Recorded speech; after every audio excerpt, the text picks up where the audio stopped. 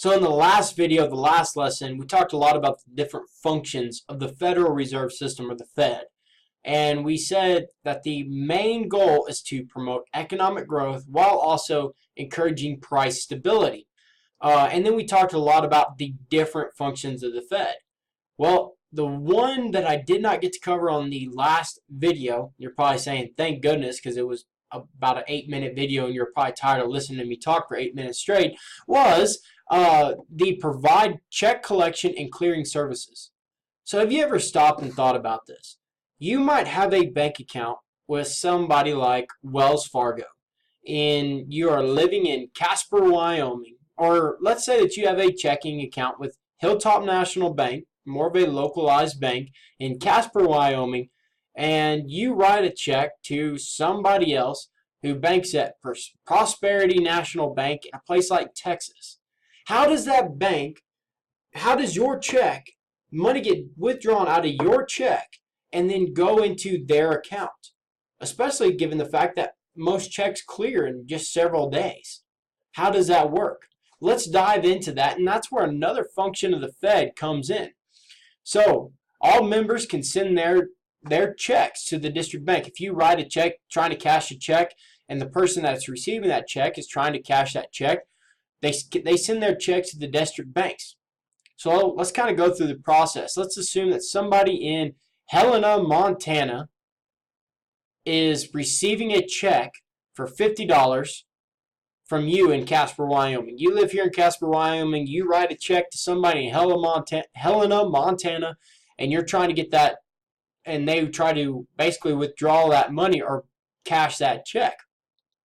So how does that work? You send that check, that person in Helena, Montana gets that check, they go to their local bank, and they deposit that check, and now $50 has been added to their account.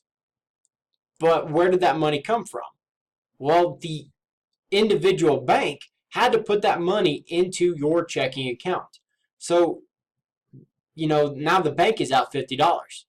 So where does the bank get their money from? Your individual bank. They put $50 in your account, but now they're out $50. So you know what they do? Your local bank, as a member of the Fed, they will send that check to their district federal bank. Now the district federal bank of Helena, Montana, of all of Montana, is over here in Minneapolis, Minnesota.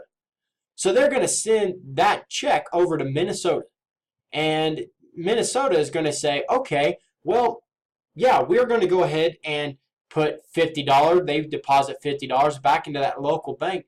But now that federal district bank in Minneapolis is out $50. That district bank is. So how do they get their money?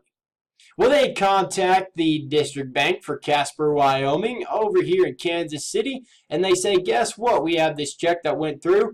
We need $50 from you.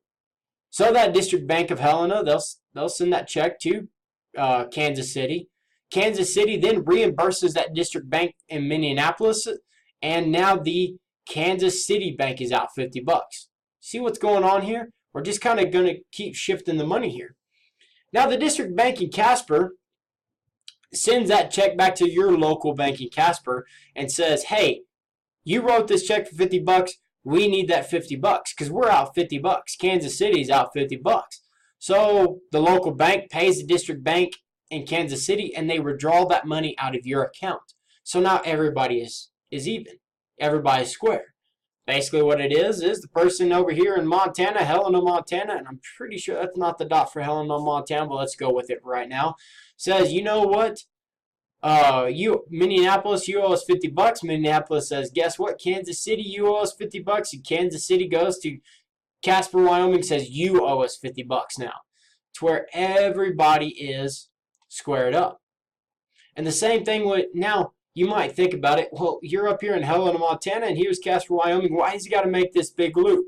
Well, it helps keep the flow of everything. It helps keep everything square. Otherwise, what you would be doing is all of these individual banks would always be contacting other individual banks to try and collect money from them. Versus here we have a structure, a formalized structure to make that happen. That's also why it takes several days for a check to clear whenever you cash a check. Usually that cash is not that check is not available right away, and that's why they're trying to clear that check. And this is how that process goes through clearing that check. Nowadays, if you swipe a debit card, which a debit card, like we mentioned before, is just an electronic version of a check. The same process happens, but it happens instantaneously because it's all set up through the computer system. It withdraws money out of certain accounts, adds it to here, and does it all almost simultaneously because it's happening through the computer rather than a paper check.